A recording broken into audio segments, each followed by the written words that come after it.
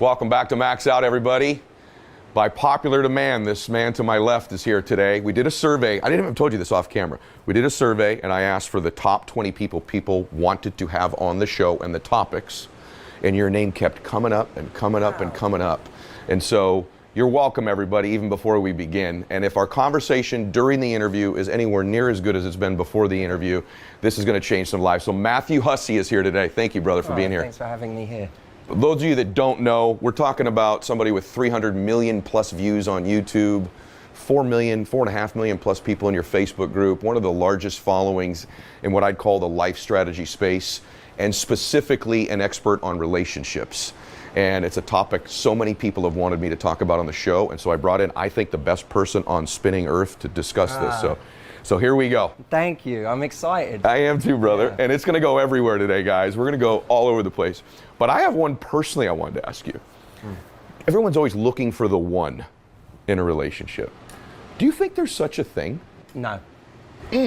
No. I you know, the one, to me, the problem with that argument is the same with the idea of your calling. I do believe that in business, we find certain businesses or certain paths that meet our criteria. Like, let's say everyone has a criteria for what I need to feel fulfilled in my career life. Sure. I might find something that meets my criteria on a very high level. Like for me, what I do is I travel the world speaking to audiences, I do a lot of radio, I write. Ultimately, I'm connecting and sharing ideas, and that's what I love doing. I also get to run a business as part of that, which I really love. There's an entrepreneurial streak to me. There's all these aspects to it that make it an organization and a life path that I really love. Okay. But every now and again, someone in my event will tell me, like, you found your calling. Yes. And I always think that's a dangerous idea, because now what you have, and I'm sure you must experience this a ton in your work, is people coming to you saying, Ed, it's great that you know what you're doing and you've had this path for a long time, but I haven't found my thing. I haven't found my calling. And that, I think, is a really corrosive idea, because instead of bringing passion to the thing that we're doing, we look for the thing we're doing to bring us passion. Oh my gosh, that's great. And so I think people do the same thing with relationships. I don't believe there's one calling for anyone. I'm like you're living many business lives. Sure, so right? Yeah. I'm going to live many lives in business. I'm going to live many lives in coaching. I'll end up talking about all sorts of different things over the course of my life. I don't want to be attached to this idea that this is the only thing I can be. And in relationships, I don't believe that, you know, on a planet of 7 billion people, there's this one person that we're somehow ordained to meet. I just think there are lots of potential ones. The important thing for people to remember is, firstly, the one for you, the person that you're going to end up being with, which I think people become the one based on what we build with them, right? So I do believe in the one in the sense that we choose one. Yes. We choose who this person is going to be, or we may choose it many times over and get it wrong, but ultimately, when we're looking for long term, we choose someone and we go for it. But I say this to women who come to me all the time, is the one is both, the right person for you is both right and ready, firstly. Ready. Right and ready, because a lot of people say, oh, he's so great for me, but he just says he's not ready, then he's not the right person for you. We can't have, he's right for me, but he's not ready. The right person is both right and ready. And secondly, the one is someone who's going to really, you two, it's not just a feeling, it's not just a connection, the two of you are actually going to build something together. You can connect with thousands and thousands and thousands and thousands of people in this world, but the number of people who will actually build with you is far more limited. And we have to graduate from the thinking that, you know, I always say there's 4 stages of importance in a relationship. There's admiration, which is no relationship. That's just, I see you from afar and maybe you're beautiful, maybe you have, you know, you've achieved a lot, maybe you've got a charisma, smile, whatever. I just admire you. Okay. First stage, not that important. Okay. We can admire many people. Second stage is connection. That's mutual admiration. And also we share certain ideas about life. We have a chemistry, a connection, whatever you want to call it. But there's genuine mutual interest, connection. Third stage is commitment. That's, we have a connection, but it goes beyond that. I'm saying, yes, I want to be with you and do this. And you're saying, yes, I want to be with you too. Right. Let's do this. So commitment is we both actually say yes. We don't just say, we're interested, yes. Right. And then the fourth stage, because I used to want to believe love conquers all, right? That old idea, love is enough, love is all you need. Well, actually it's not, because we know plenty of relationships where two people are in love, but they're not compatible, which is where the fourth stage comes in, which is compatibility. Okay. So now we're not just saying yes to each other, we actually can function well together in a relationship. 4 stages. And when you have all 4 of those stages, you have someone who has the potential to be your one. But it needs all 4 stages, and you don't get to sit in someone with stage 2 of connection, which is the world we live in right now. This is one of the things I see more than anything else is we both have we have the best connection. All right, well, what's the problem? Well, he just doesn't want a relationship. Committed. Then what are we talking about? You don't have commitment. Yeah. Right? Yes. Then this isn't. Right. This is not for you. Right. Like, this isn't the thing, but you're making it the thing because you like the person, and that's a very dangerous thing. You see, the things I love about you, and now obviously a large chunk of mine is because they requested you know you. And so we're going to go in all these directions today. But for the ones who don't, the most wonderful people to me in life take very complicated things and make them understandable and simple, which is exactly because relationships, connecting with other human beings is a complicated dynamic. You have this unbelievable way of articulating and distilling it down into some simple things that as you say them, everyone driving or watching this right now is like, that's true, that's true, that's true. It goes through the validation test almost when we put through it. So thank you for that. And I think it is especially true in the business sense, which you just said, where I haven't found my calling, as if there's only one. That's sort of a scarcity mindset to the extent that you're thinking, boy, you could spend your whole life searching for this one human out of 7 billion. You'd be in big trouble, right? And so that's exactly right. Yeah. It's very, very dangerous. Because it stops you.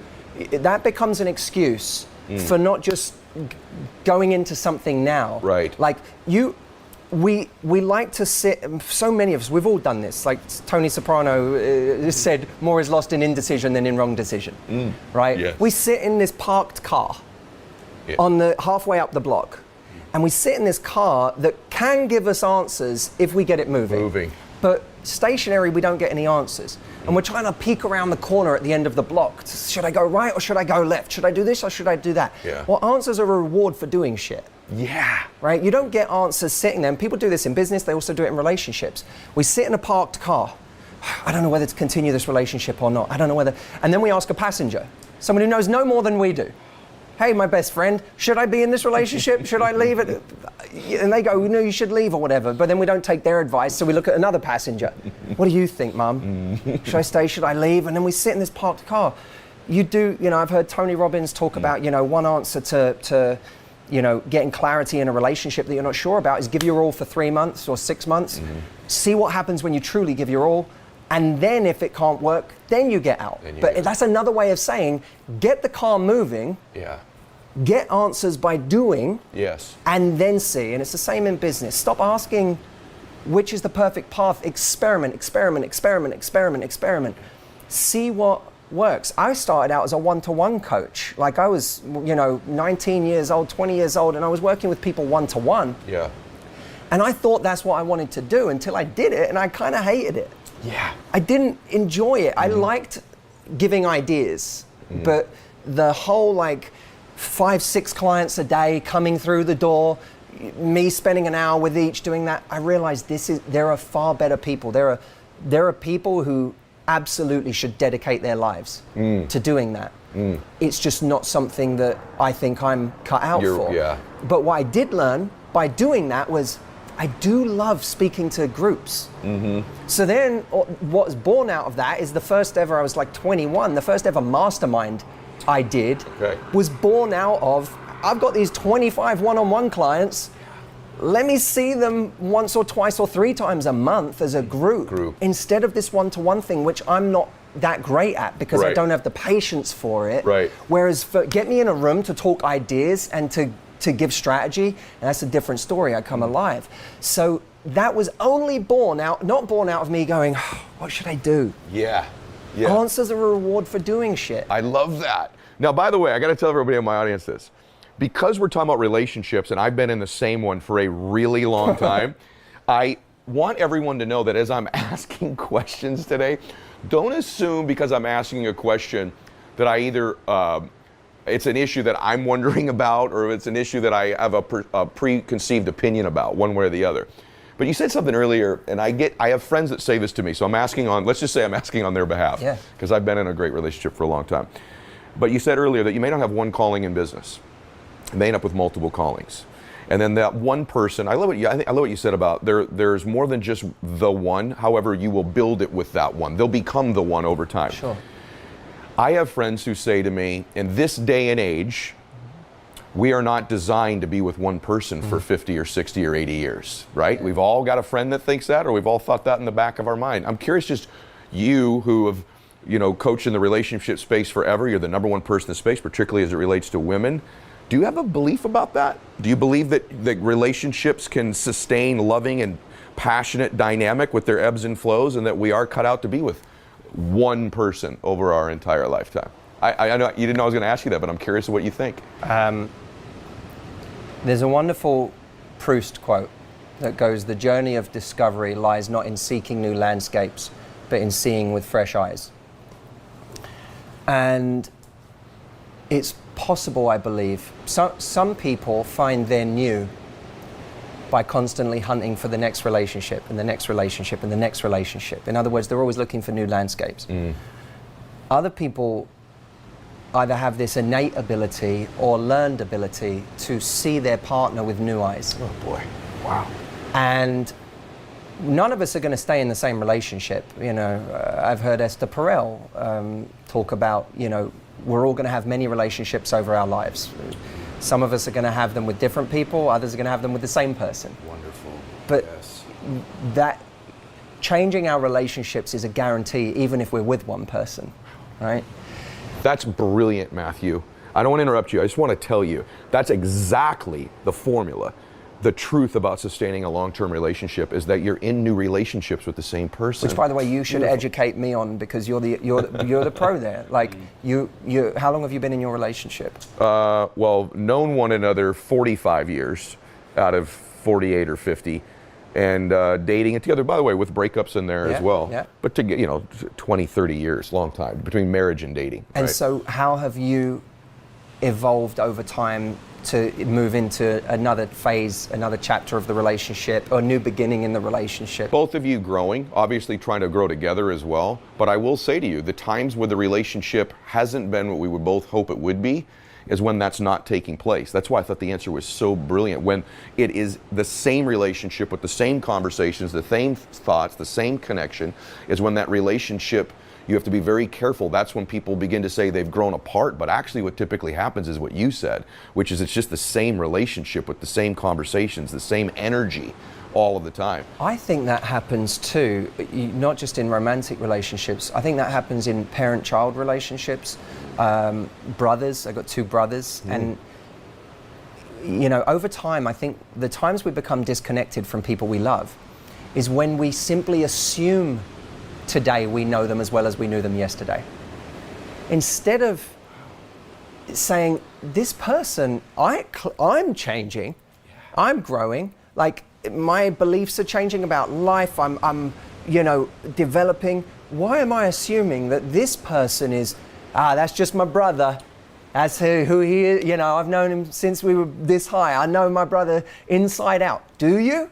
Because maybe if you haven't spoken even in 3 months properly, like we all speak, like many people, families live under the same roof, but they don't talk. You're right. There's a big difference. And have I truly connected with who my brother, who my mother, who my child, who my best friend is today? And that comes from asking brave questions. We often don't like asking those questions because it threatens our sense of security to know that my girlfriend's changed, my boyfriend's different. There's a discomfort there because we want to, over time, if you imagine a relationship, we want to kind of get someone to a place where we feel completely safe with them. Yes. Let me get you out of that beautiful red dress I met you in and into your pajamas in bed watching Netflix, and let's sit and have this cozy. And of course, that's wonderful. There's a time and a place for that in a relationship. But we're often afraid of anything that would threaten what we know about someone, because what if that meant they were growing apart from us? What if that meant there was this distance that I'm uncomfortable with? Oh, I feel jealous. Oh, I feel like threatened. Oh, you're now into dancing. You've never been dancing before. You're doing these salsa classes. I can't dance. So what does this mean? Our partners, we have this need for them to stay, or this desire for them to stay comfortable. But again, Esther Perel would argue that's exactly what squashes desire within a relationship. Is that I've made so many efforts to make you cozy and comfortable that there's now no sense of enigma about you. And that's the sad part, actually, is that we do it to each other.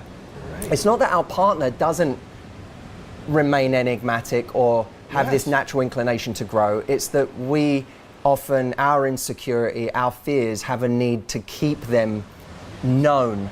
Yes. Instead of allowing them to grow, which, even though it would make us uncomfortable at times, would actually allow the desire in the relationship to flourish. Oh my God. And perhaps the answer in relationships is just for us all to live just a hair more dangerously. You're right, my brother. Than we are. Brother, I've never heard that before, but having been in a long one and known when it's going great and when it was needed to do better, that idea, that desire to create safety of the known in your relationship, ironically, is the one thing that long-term can kill your relationship. Oh my goodness. That's, by the way, there's applications of that in business. There's applications of that in everything. And it's huge in business. It's huge in business. And to ask those questions you've said that do scare us, that do make us uncomfortable. You ever been, it's interesting, if you've been with somebody for a long time and then you're in an environment where you're around a new group of people. And I've watched this with my wife a few times, where the one I know that's with me, then we're in a new group of people and I see her with their girlfriends or a different group. And there's this other person over there. I'm like, who in the heck is that person right there? And it does scare you a little bit, yet it's incredibly interesting and attractive too. It's a huge aphrodisiac. You make such a great point. You see him over there interacting, and that, by the way, that is an important point you just made, is the perceiving our partner from a distance.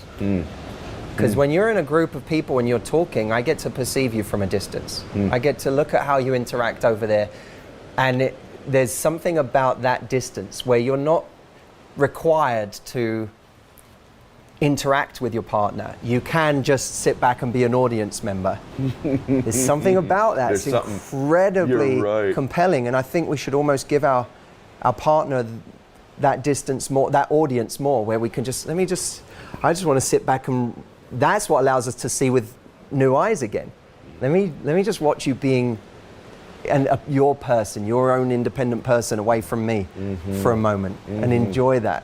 Bro. Unreal advice, tremendous. Like, this is one of my favorite things we've ever covered on this show before. Yes, because it's such an area. This dynamic, these things we're discussing affect life is about connecting in relationships with humans. So whether that's in business or your interpersonal relationships or your dynamic with your children, as you've said, all of this stuff is brilliant to me. I don't even want to move off of it, but we have to talk about dating. It's been a long time since I've dated. And my pals that are now single again, or the young people who follow me, what the heck has technology done to dating? So for those that are out there that aren't in a relationship right now, the swipe left, swipe right culture we're in now, Instagram, I think I know what the upside of it is for a second. But how has it changed the dynamics of interacting with people beyond the obvious? So you would say, when you say upside, for you, we have the capability to meet many more people. I look at it like that ability to reach people. But then I look back to when I was single, or when friends of mine were single, and that idea of having to be vulnerable to take a risk to approach somebody, and that you might potentially be rejected. The whole process was a little bit slower, but it seemed to me to be potentially a deeper connection. I wonder, for example, if this access to all of these people makes each interaction less important, less valuable, less deep, and that maybe we miss out on great people because we're in this, people can pursue us constantly on the other side. If I have a date with you and it's a great date, Before, you'd get back and think about what a great date it was and look forward to the next one. Now you're checking your DMs and you've got 85 other people who want to take you out again. So how has that affected the dating process, do you think? I think you nailed it. I mean, there's a lot of life, I think, does actually follow the same principles. Yeah. There's breadth and there's depth. Mm-hmm. When we interact with someone on a dating level, what is it that makes us appreciate things? If I said to you, you're gonna work for 10 years to buy your dream car, and the first time you ever bought your dream car, I said to you, on that very same day, you buy this brand new Ferrari, mm-hmm. and then I give you a Ferrari that is the exact same Ferrari, but I've just given it to you. Yeah. And I say, which one do you want to, you can keep one of them, which one do you want to keep? The one I've worked for 10 years, yeah. For sure, completely different. It's the same car, but we value the things that we invest in. We value the things that we give time to. And it is an interesting thing in life when we're giving to something, even approaching someone, right? Mm-hmm. Most of us guys have been thankful that we don't have to do it every time we want to speak to someone these days. Right. You can actually just slide into someone's DMs. You can, there is a kind of, oh God, what a relief is I don't have to get out tonight, go over to that person, do this thing. But there was a special feeling that came from working up the courage to go over to someone.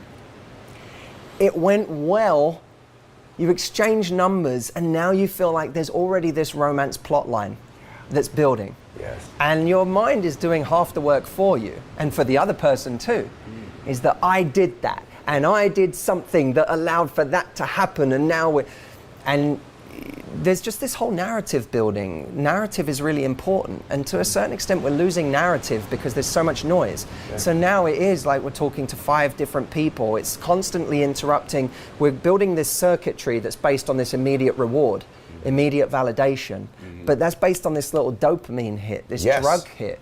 It's not based on real connection. It's not based on something more. And so it's just the key now is I need to, and this I think is what's really valuable for everyone out there to think about is, and this is true in business too, is it is so vital that in a world of noise, you're able to more quickly build a connection these days. How many, look, in the business world, everyone can relate to this. If you're a personal trainer, there's never been less barriers to entry for personal trainers in general to reach an audience. Mm-hmm. That would appear to be a very positive thing. If you're giving business coaching, if you're a masseuse, if you're whatever it is, I have access now to this whole world of people that I didn't have access to before. Yes. But so does everyone else. Yeah.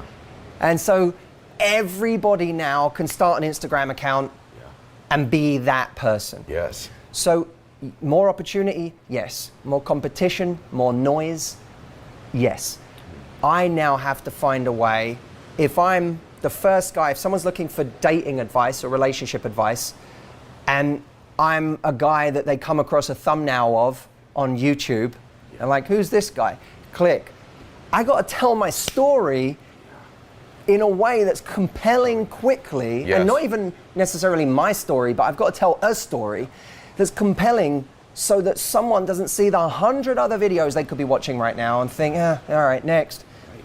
That's dating today. Yeah. You got to get on a date, and you can't do the whole, no one cares that you're really great once you get to know you. You know what I mean? Yes. When you get to, I'm this, I'm that, I'm that. But once you get to know me, wow, I'm great. No one cares because there's 4 other people that they could be going on a date with or whatever. They're texting other people. We've got to find a way to be more vulnerable quicker. And I don't mean vulnerable in the sense of, bearing your worst tragedies of your life or no, but vulnerable in the sense of just being real. Okay. Being authentic, being someone who can laugh at themselves, being someone who just being real, drop the bravado. telling stories that show who you are as a person and what your values are. Okay. Being curious about someone in a genuine way and actually showing that you're uniquely impressed by them. It's not just impressing, it's being impressed by someone else. It's one of the interesting things about attraction is we don't just look for someone that is impressive, we look for someone who recognizes how impressive we are in our own unique way. So those things I actually think, here's what's ironic, the old skills of truly interacting and connecting have become so much more important in today's world. Because and you know, I don't know if you ever came across the book Deep Work by Cal Newport. Yes. His theories there are actually very relevant to dating too. In what sense? Because he talks about how, you know, the problem with technology right now, we all think we should be posting as much as possible, as much content as possible, this, that, and the other. And he says anything that a 6-year-old with a smartphone can do is not going to be rare and valuable. And the marketplace rewards what's rare and valuable. So just talking isn't going to do it. You got to go do the deep work to create something of value. Now come out and talk about it. Okay. Right? Stay on the women topic about rare and valuable. Okay. So, okay, go ahead. Rare and valuable in dating is about, there's a number of things to do there. One is how you tell your story, but you've also got to do the things in your life that make you rare and valuable. Rare and valuable. Yeah. Do you have the kind of life that feeds your passions, that fulfills you, that where you have a community so that you're not over reliant on this person you just went on a date with and now after 3 dates they become your community? Yes. I've got my community over here. I don't need you for that, but I am having fun hanging out with you. So we should do that again. Wow. But it's not, oh my God, you've come along and you're the only person in my life now, and that's what scares people. It does. So stay on rare and valuable. I want to ask you a question about that. Yeah. So I need to be rare and valuable, but I also, things are moving faster now. And so I've got to be vulnerable earlier in the dynamic, you're saying as well, to stand out. Yes. So if I'm a woman, and your advice to me was, I'm on this date. He's very interesting to me. I know that part of what I need to be is me, but I need to be rare and valuable. Same time, I also need to be vulnerable and open sooner than you're supposed to be. When it comes to being physical, that first date, setting aside your religious values, your moral and ethical values for a second, and no one should be setting that aside, but I'm not asking you to give me a moral, ethical answer. I'm asking you to give me a dating answer. Your morals and ethics and religious values would dictate how you would behave most of the time. But what advice, I'm curious, or do you not give to a woman about sleeping with somebody that first date when it comes up? Because I think one of the other things that's happened, if I'm being real, about these dating apps is that process has also been sped up, because I think these men are like, a lot of men who are out there like, well, if you don't, someone else will, I'm swiping as well. Do you have any advice specifically on that topic? Well, firstly, if I don't, someone else will sleep with him argument is a race to the bottom. So that's definitely not a good reason to jump into bed with someone. A good reason to jump in bed with someone is, I like you a lot, I'm having a lot of fun with you, I feel comfortable with you, I feel respected by you, and I think this would be an enjoyable thing to do. I avoid any kind of a rule that says when someone should do something, but there are some things that people should bear in mind. Firstly, know yourself. Self-awareness is key in intimacy. If you know that sleeping with someone right now, if it doesn't go anywhere, is going to make you feel used and is going to in some way make you feel negatively, you're going to beat yourself up, then wait. Because there's nothing sexy about someone who jumps straight to frustration, anger, or shame after intimacy. You know, like I always say to people in general, the whole, oh my God, did we do that last night? I was so drunk. That's for college kids. Be a grown-up. Like, if you did it, own it. That was fun. And if, by the way, that was a little fast for you, and he says, hey, you want to get together again tonight? Yeah, but in all honesty, that was a little fast for me last night. Had the best time. with you, but that was probably a little faster than I'd normally be going. Yep. And let's take some time to get to know each other. Why don't we go to lunch today?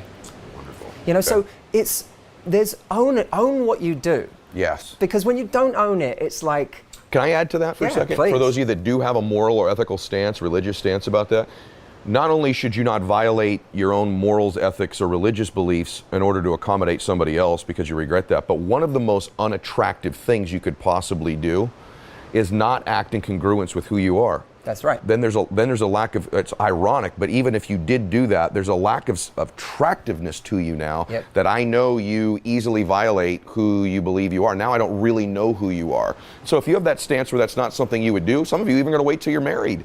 And I know that that's not the vast majority of the audience, but that's certainly a portion of my audience.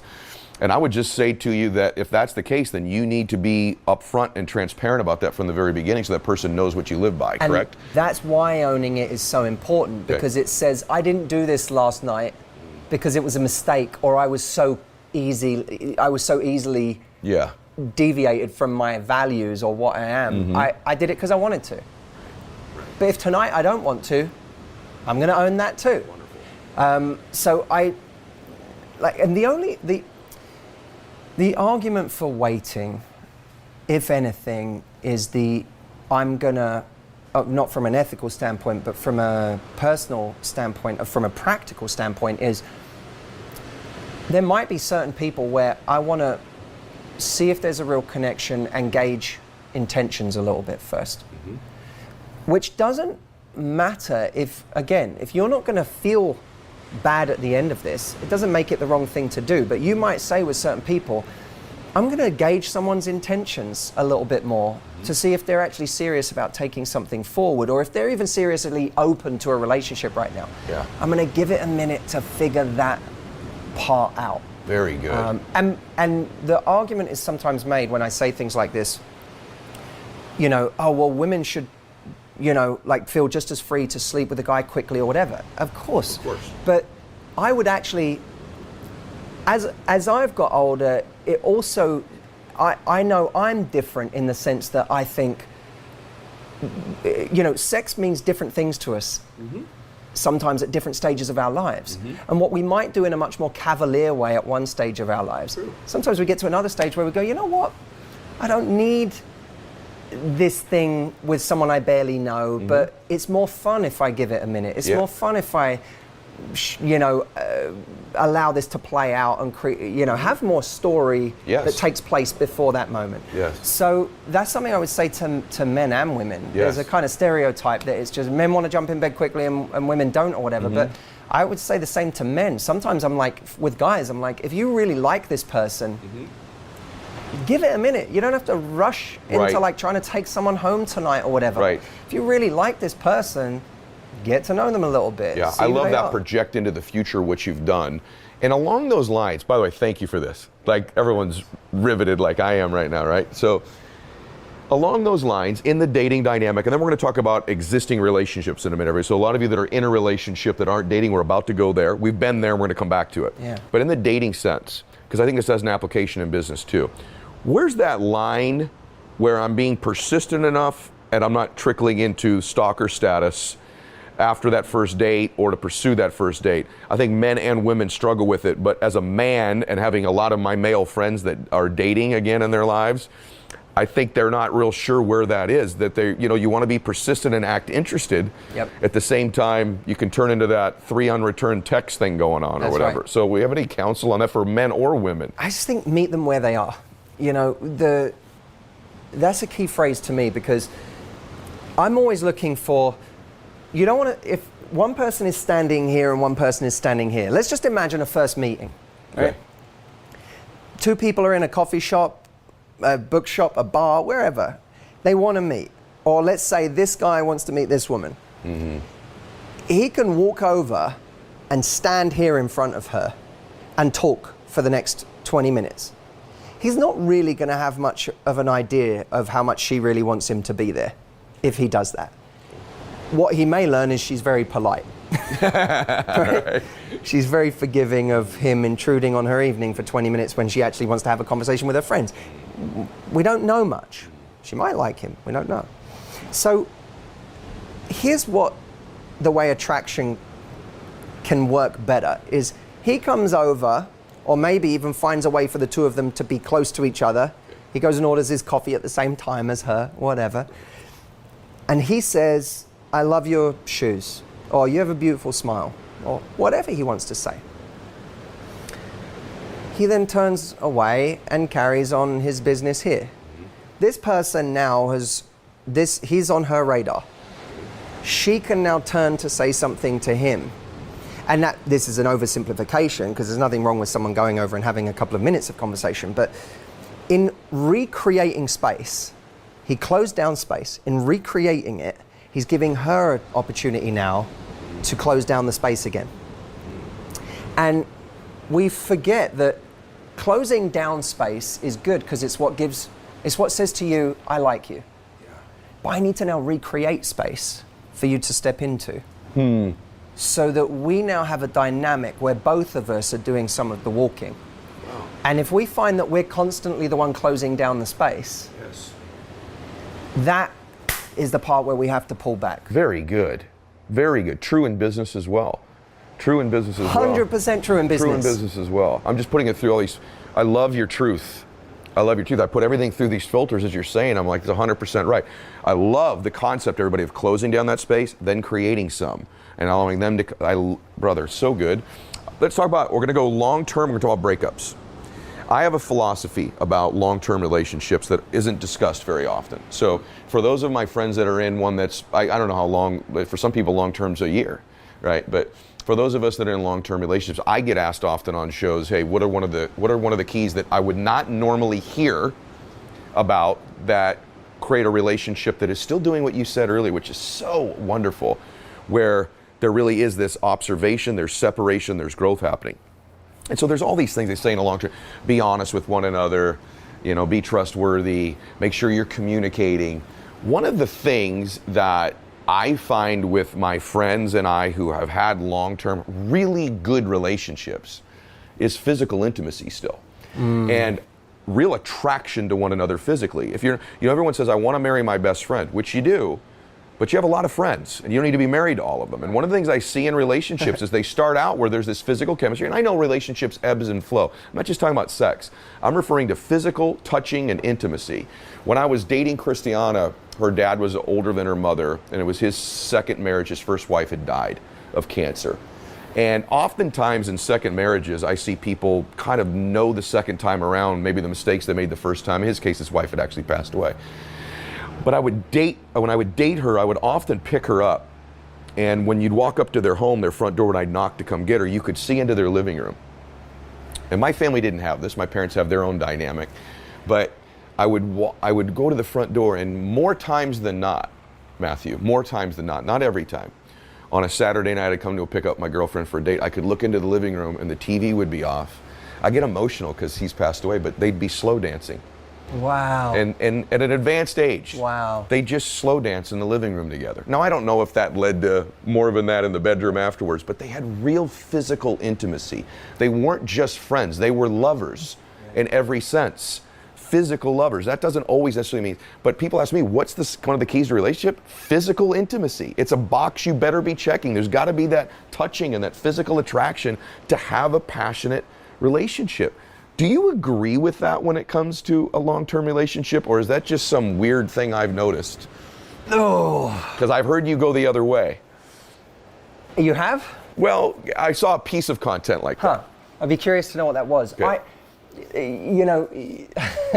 One of the great challenges, I think, of what I do, and of course what you do, what anyone like us does, is that you're trying to create, or not create, you're trying to discover these universal patterns and truths that we can draw on. And I'm always afraid of projecting too much the way I am onto everybody else. And I say that because I have a tendency to lean heavily in the direction you're talking. Yes. I was brought up by a, ridiculously affectionate family. Mm-hmm. Like my mum fucked me up. Okay. Like she gave me so much affection, so much love. Like it's So now I am, the men in my family hug and kiss and they're close, and it's like we're just so used to that I know for me, physical affection is way up there. Yes. Like top. Because as I was talking, I'm seeing this face go, yes, and I'm thinking, I thought I saw something where No, you're like I'm such an affectionate person. I don't know how to be any other way. Yes. Now, that tempts me to say that's so important in a relationship. And I think that there is a general pattern. Yes. That, yes, the people who don't stop touching, the people who continue to find ways to be close physically, and the people who don't suddenly start to relegate sex in the list of priorities in their relationship after they get married, after they have kids, after they get older and so on. I think they are rewarded for that in terms of their connection. That being said, I also know there are people I come across in life for whom physical attention seems to be far lower on their list in general. And I can't relate to that because I'm so different. But I know that there are, if someone like that exists, and I guess what I would say is those people who are not big on physical affection have to be self-aware enough to say, am I not big on physical affection because I'm afraid and because it's not something I'm used to, but deep down I really want to be that? And I say that because I have a retreat for 6 days where there are people who on day 1 say I'm not a hugger, and then by day 6 they're like, Matthew! And they're like, so I'm like, are you not a hugger, or are you someone who actually came quite closed off? That's the difference. But there are other people who I think are not, they're not as big on physical affection, and if you are that, you better find someone who mutually isn't that way. Is similar to you. By the way, I'm really glad you said that, because potentially I'm projecting myself that way. I didn't grow up with a lot of physical attention in my family either. I just look at the folks I know that have gotten divorced. Because when you're at my age, there's a long list of divorces, right, of your friends. And one of the major threads was there began to be a lack of physical intimacy in the relationship that started to gain momentum to the point where it would be months. Which is very common. Correct. Very, very common. And then or you'd sit in a restaurant, nothing's sadder for me than you go out to dinner with your person you love and you're communicating with them, and it's wonderful. And you look over the table and there's a couple not touching each other, not even looking at each other the entire meal. And so a common thread I've observed is one of the two or both stopped being aware, to use your term, that is part of a relationship, at least the vast majority of the ones. I'll submit to you that there are people, you're right, who that's not a high priority, and I think I also acknowledge that they probably should be with someone who that's also not a high priority for. And I think we have to be really careful. If we're someone who it is a high priority for, we have to be careful. I've been in relationships, I remember one relationship in my life in particular where it was so much more important to me than it was to the other person. And I just constantly felt rejected. Yeah, and I go back to your point of compatibility. That's a lack of compatibility. Correct. So that's a dangerous thing. Sometimes the mistake is in not seeing the incompatibilities early on, that we then feel like we have to try and force them later, but they've always been there. And I used to have, I had this person, I would kiss this person on a train and she just wasn't into public displays of affection or whatever. She'd be like, no. And I'd be like, I'd feel rejected by the person that I was with, and that's a horrible, horrible feeling. Of course, that happens in the bedroom all the time with people, and it's a tough thing. One more thing about families, and then we'll talk about breakups. I'm loving this. I told you we were only going to go a short in time frame, but it's too good. It's too good.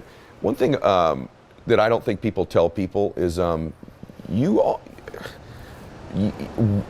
marrying their family too. You get into a relationship, you're in a relationship with also. So I want everyone to hear this. You're in a relationship with everyone else they're in a relationship with. So that can be their friends, that can be their parents, that can be their siblings. That's also true in business as well. You get into business with another company, you're in business with who they're in business with. So do you think that's at least something someone should be evaluating when they meet somebody, or should you just be judging me on who I am, and it's unfair for you to, a lot of people listening to this right now or watching this are kind of nodding like, one of the real hardships of my relationship is their family or is their other friendships. Should that be evaluated? In a way, look, it's not the fault of our partner that they have a crazy mother or a difficult brother or we all have colorful characters in our family somewhere, right? Difficult people, whatever. I think the most important thing that has to happen there is we have to be able to trust that our partner is a good mediator of those two worlds. That ultimately, I am having a relationship with their family, but the one that's affecting me the most is my relationship with my partner. So what affects me the most is the way my partner filters their family through them before they get to me, or when their family does something very difficult, how does my partner deal with it? Is my partner constantly bullied by their family? Is my partner constantly emotionally manipulated by their family? Because if I'm with someone and they say, oh, my mum's making me feel bad again because of this and that, and I've got to go, and we're like, this person's mother is a nightmare, or this person's father, or I can't bear this person. Often what we're saying is, I can't bear what this person is, the control and influence this person exerting over my partner, which then directly impacts me. So I think that in a way, we don't have to trust our partner's family. We have to trust that our partner is actually the one in control. Wonderful, wonderful. And has our back, makes the relationship a priority. Yes. I'm not trying to pull you from your family. Yes. I respect what's going on with your family, but you also have to be the protector of our time, our love, our dynamic. Right. And if you're being constantly impacted in terribly negative ways that then come into our home, and that then does become part of our world. See, I feel like there's two people listening to say, there's the single person who's getting all these nuggets, then there's the person in a relationship listening to this. This is almost one of the things, you've listened to this or watched it, you should then go back and listen to and watch this with your partner. Yeah. Because what a wonderful answer. And along that have your back thing, I have to ask you this. I've been surprised of all the business coaching I've done. Lots of different questions come my way in business, but it always comes back to relationships. The number one obstacle, or at least imagined obstacle, that the people that I coach, whether it's social media, my Arete syndicate group, one-on-ones that I do, is how do I get my partner to support me more in my business? They're antagonistic to it, they're negative, I can't get their support. And I'm really not great at equipping them with an answer on something like that, because I think that's just support overall. But if someone were asking you, in the business sense, how do I get my spouse to become more supportive of me? I'm at a loss of giving somebody a quality answer for that. Do you have one? If you're with someone who is extremely negative in general, then that's an issue. And we have to address our partner's negativity. Hey, I love you. But the negativity that's constantly being brought, if you've got issues you want to deal with and we deal with them together and we work on them, or you have stuff that you struggle with, that's great, we can be a team in that. But if you're constantly bringing negativity, because I say that on my retreat, even to the room, I say, we've got to be each other's partners here this week. If you're a toxic energy in this room and you're just bringing people down, that's not good. If you come to this room and you're like, I'm feeling depressed or anxious today, I need help, that's different. Okay. We can work with that. Okay. You know, so if your partner's just negative, that's a problem that needs to be addressed. I do think it's worth asking though, why is my partner scared of this? What's behind this? There's a motive here. What's behind this? And people should consider, they should consider that starting a business and going all in on that business is, in many cases, a highly, highly selfish thing to do. And that you shouldn't always ask the people around you to thank you for the most selfish thing you've ever done. You're saying, why can't you support me in my dream? All right, well, if we're doing that, let's find out what her dream is. Let's find out what his dream is. Because maybe there's some big thing that if they went full tilt on that and suddenly didn't have evenings or weekends and didn't have time and didn't have this, maybe you wouldn't be so cozy with it. But because it's your thing, it seems very, very, very important, and how could they not be supportive? So there is a kind of I think that's a great narcissism point. that often people have. I think you're right. That that pursuing your dream can inherently be a very selfish thing. And it doesn't mean you shouldn't do it, but it does mean that you should recognize that because it's your dream, it doesn't make it someone else's dream. And if it's not your dream, then I have to show you that I'm committed to our relationship despite this dream, that I'm committed to the time we have together, to our love, that there's also a part of this vision that I am, like, I want this to be about what we can create together. But you also have to be careful not to bullshit people, because they can smell that bullshit when it's like, yeah, you're saying that because you want me to feel included, but really, this is about you. And it also is worth asking the question, I want you to support me here because this is really important to me, but you also need to tell me where I can support you. What's your dream, or what's the thing, what would you love to be doing? Because I want this to work for both of us, and I want this relationship to be one that constantly elevates both of us to do things that make us really happy. It doesn't have to be conquering the world, but what is it we want to do? Let me get a list of your things as well. You're right. And let's figure that out. I think I've never heard someone answer it that way, Matthew. You know, and that's a really, I think I want to also emphasize one thing you said is, what's behind their fear? You know, I think sometimes we get so excited about these businesses we've started that they begin to think that that's more important than them. That's right. And I think also there's a layer behind there. I've always told entrepreneurs this. That safety thing you said earlier was so huge, and any change you begin to make, I think there's potentially a button that goes off in many people that you're leaving me. That they can't articulate it, they're not sure, it doesn't look like it, there's nothing you've done that indicates it, you're leaving me. And then on your side of it, I think you have to ask yourself, I think it's one of the foundations of every relationship is, you can work through all those other issues you've described, I agree, but the foundation of a relationship is, you have to believe in me. Do you believe me? If I have this dream, do you believe in me? That's the one thing I think you have to dig to the depth of. But you use the word toxic. How do I know? Forget just the business sense. How do I know if someone's toxic for me? I'm in a relationship with someone who's toxic for me. You use that word, and I love that word. Is there ways to just evaluate? Is this person toxic for me? I think, one of the easiest ways is there a culture of kindness in our relationship, or is there a culture of winning? Because in a culture of winning, it's constantly, even in an argument, winning could be I make my point heard and I'm right, but winning can also be I inflict the most damage.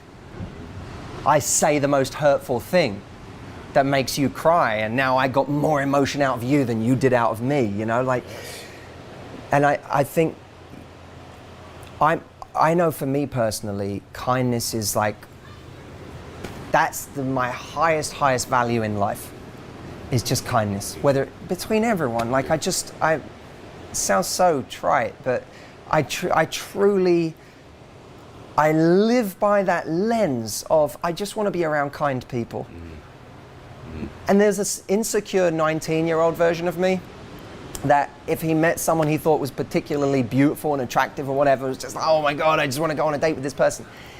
Today's me, I could go on a date with the hottest person on earth, and if I found a mean streak in that person, I don't want to see him again. I just want to be around kind people, and I think that too often we value how spicy you are, how exciting you are, how attractive you are, how accomplished you are, and none of us are going, how kind is my partner? Because an unkind person is fine as long as everything's going right. But when something's going wrong, or when they feel jealous, or when they feel insecure, or when they feel threatened, or they don't feel like the most important thing that day, or whatever, they will fuck you up. Yeah. Yeah. You know? Yes. And you have to be so aware of that. And I think the toxic people, when we talk about real toxicity, it's someone who really consciously or unconsciously is always putting what their desires, their needs, their insecurities ahead of what is good for the relationship itself. So good. There's this. You should see our folks listening to you here. Their jaws are open. You're a remarkable man. You're a remarkable man. It's your level of humility that allows you to have this depth of insight as you observe people. And I'm really so taken aback with you. I'm getting such great value from this. And so thank you 90% of the way through. They're going to learn how to connect with you in a minute, but I have a couple questions about this because I feel like I'm with this treasure. Like I have to keep pulling more out of you. And they're going to get a whole bunch more from you when they come to some of your live events as well. But I break up with you because it was toxic. You may not be a toxic person, but us together is toxic, right? Yeah. And so are there do's and don'ts in a breakup for somebody?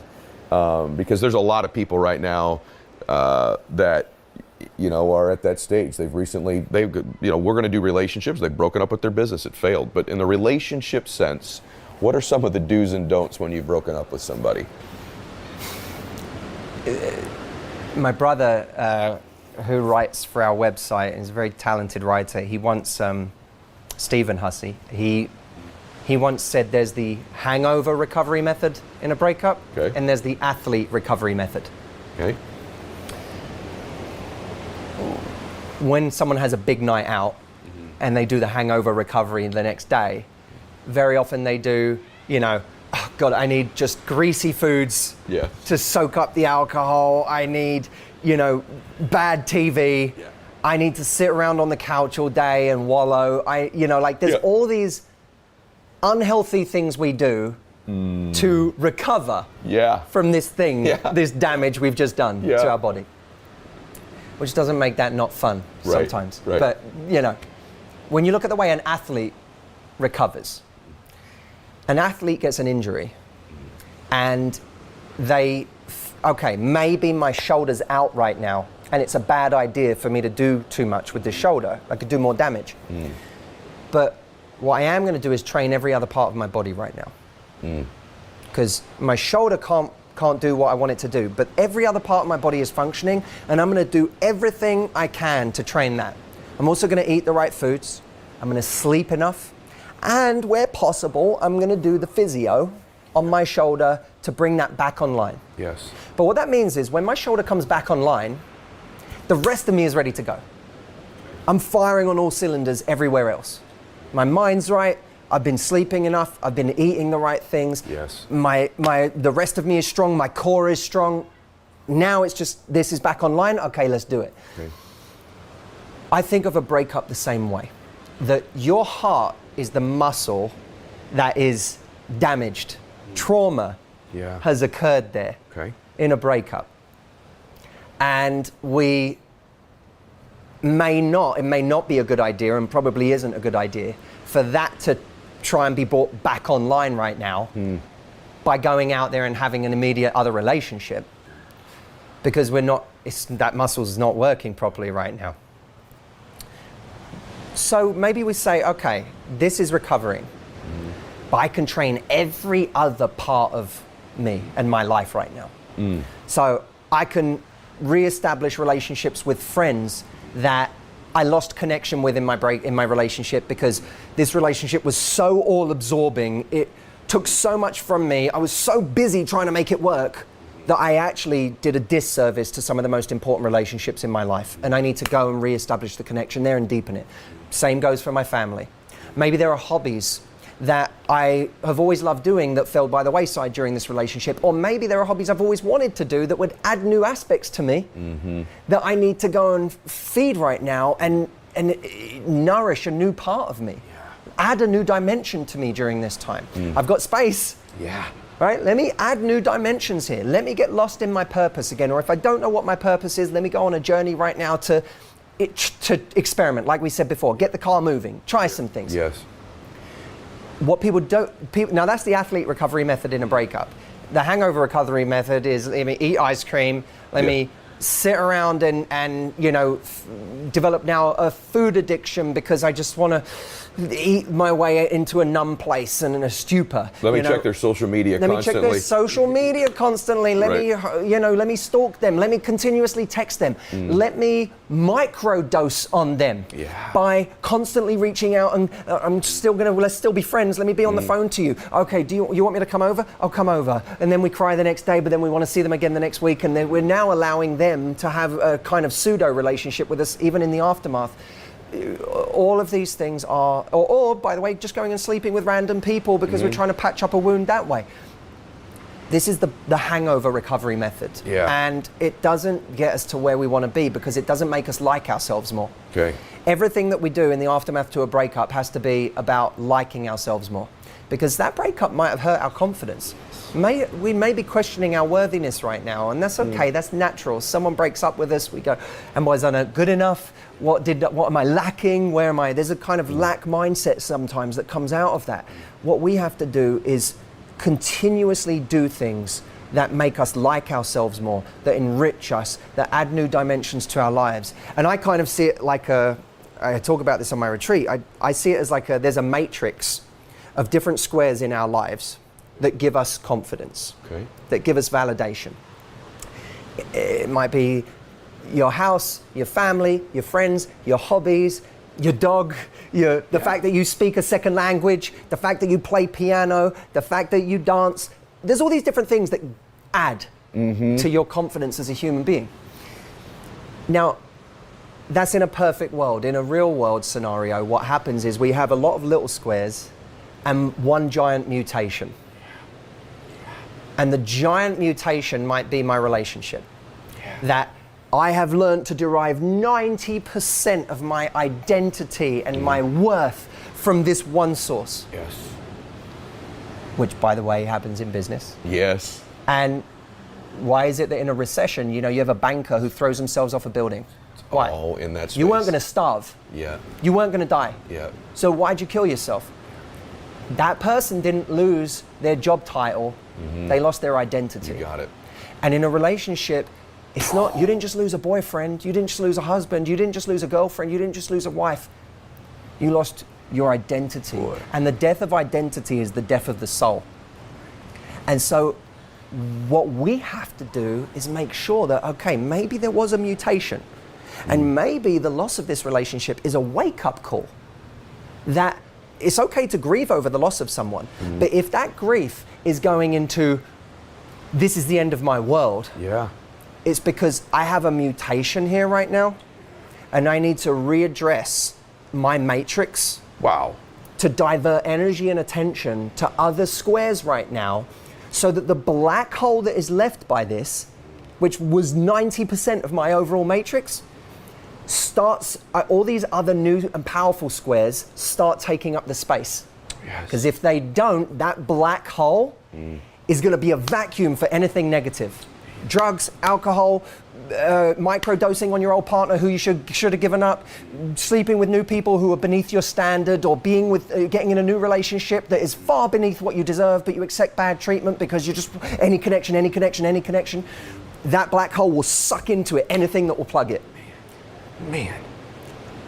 So the loss of a job, the loss of a business, the loss of a partner can be the wake-up call that forces us to redesign our entire matrix. So good. That was one of the best things I've ever heard. I mean, on the whole show ever. It's one of my favorite things I've ever heard on my whole show. And your energy level changes when you talk about it too. That's a passion point for you. I know, which I'm not going to get into why, but that's a passion point for you personally. I wish we could talk about why, but we won't. But I could hear your whole being change right there. So I got one more question for you, because it's like I keep telling you some of my favorite things, but this analogy is unbelievable. And then when you're done with this, I'll tell them how to find you, because I know they're all going, I got to follow this guy, I got to get involved, I got to be connected. And but you said to me, and it's business application of this too, but business and relationships, there's this lesson you took from Disneyland that I will never forget after having heard it. And I would be cheating everybody in my audience for not hearing this incredible impact that going to Disneyland made on you and its application in relationships, and for that matter, business. So would you finish with sharing that with them? Yeah, I was, the first time I ever came to America, I think I was about 11, 12 years old. Parents took me to Orlando. They took me to Disney World. And I was blown away by the whole thing. You know, the scale of it, and the, you know, just how much effort had been put into the whole thing, and the attractions were dazzling. And I remember going on Space Mountain, and it was this thrill ride, and it was incredible. But the thing that had the most profound impact on me, which I couldn't fully articulate at the time, but has informed everything in my life ever since, in my business too, was seeing the trash cans at Disney World, and how in each different part of Disney World, the trash cans were themed based on the land they were in. So the one in Indiana Jones World was this kind of like tiki bamboo design. The one in Space Mountain, in Tomorrowland, was this futuristic trash can. And it was almost an emotional experience for me to know that someone had cared so much about their vision for something that they paid attention to the detail on the trash cans. And it's never been lost on me that people travel from all over the world to go to Disney World. They could just go to Six Flags in their state. They could just go to their local theme park in China, or, you know, South Africa or Australia or wherever. But people travel from all over the world to come to this one patch of land in Florida. Yep. And it's because of the trash cans. It's because the story is so consistent everywhere in Disney that, and by the way, I mean, people should look this up. This is fantastic for business. There's the engineers at Disney are called Imagineers. Okay. And they have 10 principles that they follow, like Mickey's kind of 10 guiding principles. And a lot of what those principles are about are consistency of story, consistency of message. And the trash cans is a wonderful example of that. That there's a consistency there. That even the story of Disney and the magic of that world isn't broken at the trash can level. And why that's so important is because you're going to ride Space Mountain once or twice in a day, but you use the trash cans every 10, 15 minutes. So your experience is more the trash cans than it is of Space Mountain. And in a relationship, that's true too. Your experience of a relationship is not the vacation you go on to Italy 1 week of the year. Your experience of a relationship is the 3 p.m. on a Tuesday when your partner's stressed out because there's this thing happening at work and you've got the kids, and you find a way still to be kind. You find a way still to show sweetness to each other. They come home after a long day, and before they put their bag down, they still come and give you a kiss. It's the trash cans of a relationship that make a relationship, and it's the trash cans of a business. I have a retreat twice a year. Twice a year.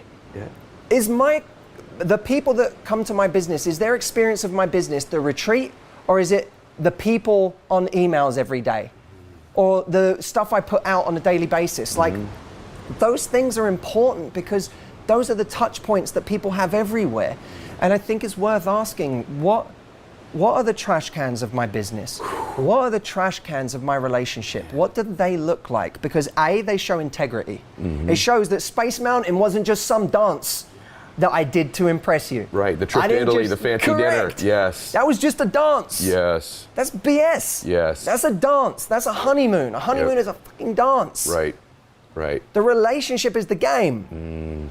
What am I doing every single day to feed this relationship, to show I care, to show that these moments where I do something dazzling aren't a deviation, but simply a representation of who I am the rest of the time? Unbelievable analogy, bro. Like, unbelievable analogy. I pray people stayed to the end, particularly here these last couple things we've covered. But that has stuck with me, and I've quoted you, but in business conferences, I've said, let me tell you about Matthew Hussey's story about Disneyland. And I tell that story about business. And then in relationship, I just think it's remarkable what you said. It's the 3 p.m. on Tuesday. It's the trash cans of a relationship. So now, everyone that's heard this or is watching this is like, all right, first off, these retreats are going to be interesting to everybody. And then clearly your YouTube, your Facebook, your Instagram, how do they find you? Direct them to you, and then we'll put it up on the screen on the YouTube. So the retreats are, where you can come and be with me for 6 days. That's an amazing program, but some people might want a easier entry introduction to me. Instagram's great. The Matthew Hussey is my Instagram. YouTube is great. You can find me on YouTube and all my videos, but Instagram's a great place to find me. And you know what I did, because I know you recently did a talk at the Summit of Greatness. Yes, I did. I did a talk there that a couple of years back that was really powerful, because for anyone who's enjoying this, because it's towed the line between business and relationships, and there's all these universal principles that are applicable to both. This talk that I did at the Summit of Greatness did the same thing, and most people haven't actually seen it. So I would urge people to go and check that talk out. The link for that is getcoreconfidence.com. So for anyone out there who wants to deepen their journey with me and go see me kind of elaborate on some of these concepts, getcoreconfidence.com is the place. Yeah, this man is, we share something where we're both pretty darn generous with our content. We don't hold things back on Instagram or YouTube. We give our content, and then the reciprocity in the universe and the great people out there reward us by coming to the events that we do, and then there's just another level at our live events. And so I enjoyed today tremendously. Oh my God, I can't tell you enough. Like, this has been so... It's been so much fun, and you know when you have an instant connection with someone. I felt it before we even turned the cameras on. I literally walked in and Ed greeted me. I'm like, okay. We're gonna know each other probably forever. So, brother, thank you so much. Thank you. You're very generous. Oh no, today you were generous. I just sat here and learned, so thank you.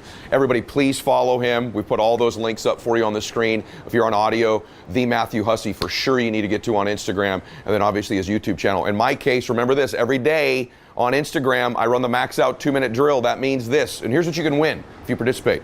Ride on my jet, coaching call with me, coaching call with my guests, max out gear, tickets to come see me speak. We give away stuff every single week, and here's what you do to win. You make a comment on my Instagram post within the first 2 minutes.